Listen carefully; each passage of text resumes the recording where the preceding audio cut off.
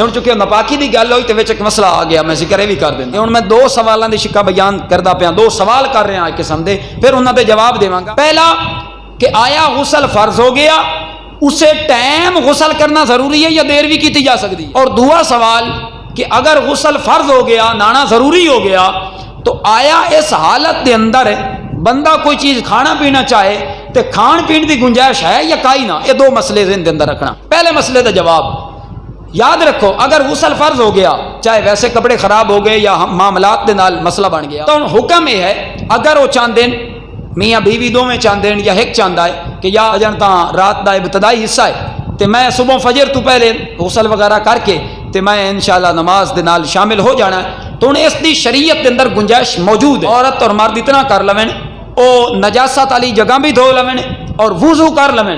وضو کرن تو بعد اگر وہ چاہنا کہ فجر تو پہلے اسی غسل کر کے نماز فجر ادا کر لینی ہے تو بالکل اس کی گنجائش تاخیر کی جا سکتی ہے۔ دوسرا مسئلہ، اگر وہ چاہتے ہیں کہ اساں کھانا پینا ہے تو اسی طرح حکم ہے، بہتر ہے وضو کر کے نجاست والی جگہ دھو کے وہ کھا پی بھی سکتے۔